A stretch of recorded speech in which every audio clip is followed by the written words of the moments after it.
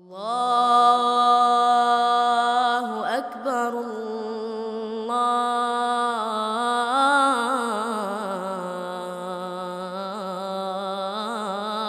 Akbar, La ilaha illallah.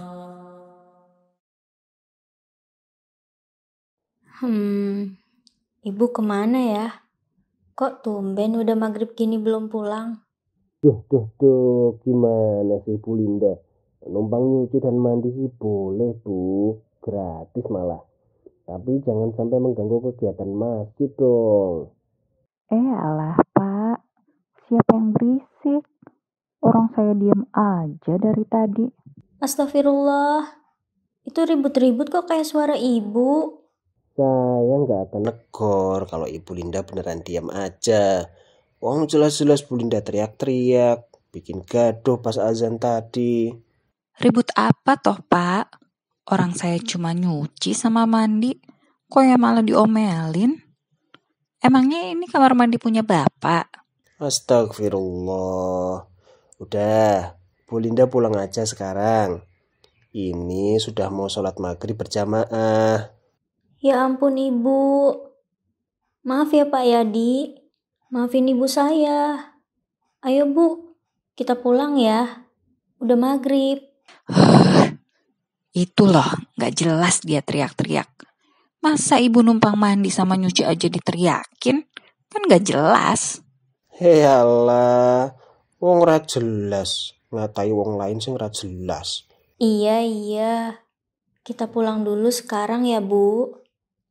Sekali lagi, maafkan kami ya Pak. Air pam di rumah kami masih belum menyala. Karena kami masih menunggak. Iya, ndak apa, silakan. Hanya saja jangan berisik, jangan bikin gaduh. Terlebih di jam sholat. Iya Pak, nanti biar saya kondisikan. Ayo Bu pulang. Sini aku aja yang bawain ember cuciannya. Kami pamit ya Pak.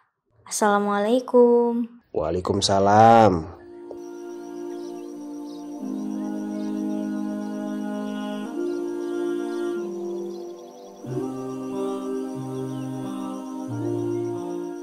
Perkenalkan, aku Safira Nadia Fatina, anak dari seorang ibu yang sangat cerdas. Namanya Lindawati, seorang bidan yang sangat energik dan aktif sedari dulu. Teman-teman ibu bahkan pernah mengatakan seandainya beliau bersekolah lagi, tentu gelar profesor sudah didapatkannya. Namun, keadaan berbanding terbalik semenjak kelahiran adikku yang ketiga, Inas. Ibu terjatuh dari tangga yang mengakibatkan saraf di bagian tulang punggungnya terganggu. Semenjak itu, beliau sering bertingkah tidak wajar.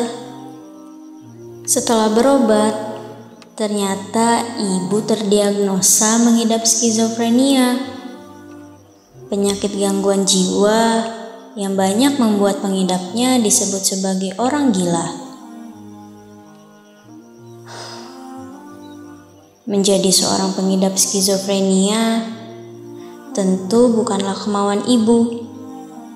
Terlebih, beliau adalah orang tua tunggal yang memiliki 4 orang anak. Aku sebagai anak sulung, lalu ada Sania, Inas, dan si bungsu Dek Faris.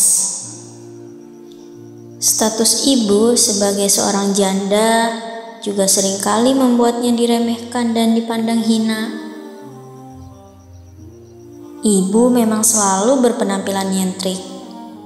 Beliau berpakaian dengan warna mencolok,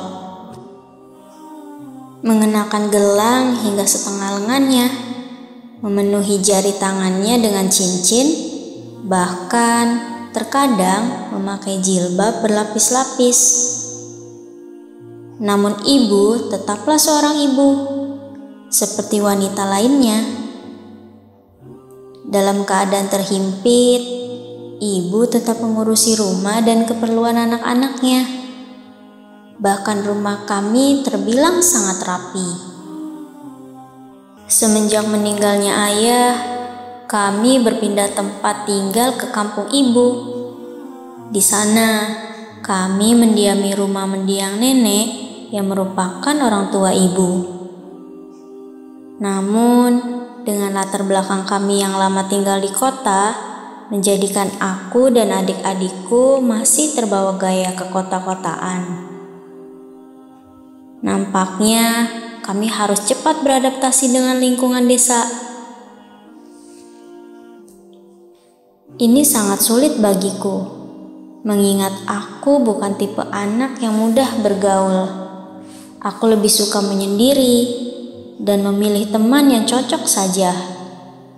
Berbeda dengan adik-adikku, mereka cepat sekali akrab dengan orang baru. Berpindah tempat tinggal berarti berpindah sekolah juga. Aku pindah tepat setelah lulus SD. Kini, aku tinggal meneruskan sekolah ke jenjang selanjutnya. Aku memilih masuk MTSN, Sekolah Agama Setingkat SMP. Aku ingin memenuhi keinginan ayahku, yakni agar aku tetap menuntut ilmu agama hingga kapanpun.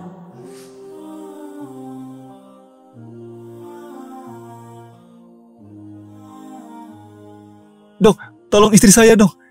Dia mau melahirkan tapi kondisinya lemah sejak tadi. Bapak yang tenang dulu ya. Biar kami periksa dulu kondisi istri Bapak. Bidan Linda, tolong bantu saya pindahkan Ibu ke ruang pemeriksaan. Ibu memang masih diizinkan bekerja, meski sudah didiagnosa skizofrenia. Menurut pimpinan Dinas Kesehatan setempat saat itu, ini bentuk balas jasa pengabdian ibu selama 20 tahun mengabdikan diri menjadi bidan. Alhamdulillah, selama bekerja, penyakit ibu tidak pernah kambuh. Namun, kepercayaan rekan-rekan kerja ibu sudah mulai menurun kepadanya. Kondisi ini membuat ibu merasa tidak nyaman bekerja di puskesmas tempat kami tinggal. Dok, pasien hamil dengan keadaan bayi seperti ini rasanya harus segera dirujuk ke kota. Jika tidak, saya khawatir ibu dan bayinya tidak akan bisa diselamatkan. Tidak perlu. Biar kami saja yang menangani di sini. Toh keluarganya juga udah pasrah. Mereka mempercayakan semuanya pada kita. Tapi dok, resikonya tinggi.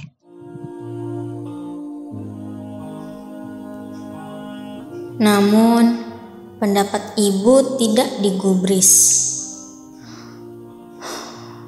Benar saja, pasien tersebut meninggal, pun dengan bayi yang dikandungnya. Meski kita semua sepakat bahwa takdir memang sudah Allah tetapkan sejak 50.000 tahun sebelum penciptaan manusia. Sepulangnya dari puskesmas, ibu hanya duduk terdiam. Loh, sudah pulang, Bu? Kenapa wajah ibu murung? Ibu mau pindah, Kak. Ibu mau balik ke kota saja. Di sini ibu sudah tidak dianggap lagi. Tapi Bu, aku dan adik-adik kan sudah pindah sekolah di sini. Kalau kami mau pindah lagi, apa ndak sulit lagi prosesnya, Bu? Sudah, bukan masalah. Nanti biarkan mereka bertiga saja yang ikut ibu. Kamu tinggal di sini saja sendiri. Baiklah, Bu. Tidak banyak yang bisa kulakukan selain menuruti perkataan ibu. Tentu akan sulit jika ibu pindah sendirian. Ditambah kondisi ibu yang sangat memerlukan dampingan dari anak-anaknya. Namun, ibu dan adik-adik rencananya baru akan pindah ke kota sekitar setahun lagi. Selama 1 tahun itu, selalu banyak kejadian yang tak mengenakan. seperti saat pamanku datang berkunjung ke rumah kami. Adikku yang saat itu sedang minum es diganggunya. Sampai-sampai adikku menangis dan es yang dipegangnya tumpah. Melihat kejadian itu, jelas saja memancing emosiku. Segera ku tegur pamanku itu. "Paman, apa-apaan ini? Kenapa paman mengganggu Dek Faris?" Lancang sekali mulutmu menegur pamanmu ini. "Puas paman, silakan paman sakiti aku. Tapi jangan pernah sentuh adik-adikku." Terserah cangkemmu, dasar anak kecil, gak bisa diatur.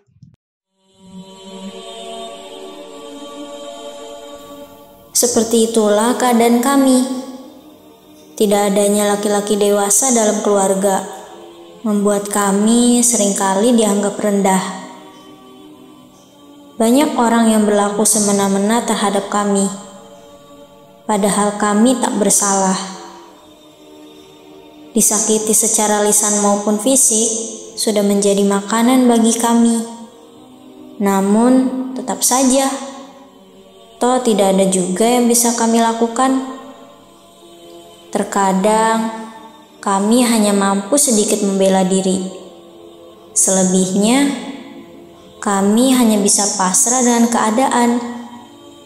Tapi, kondisi ini tak pernah menyurutkan doa-doa kami setiap harinya.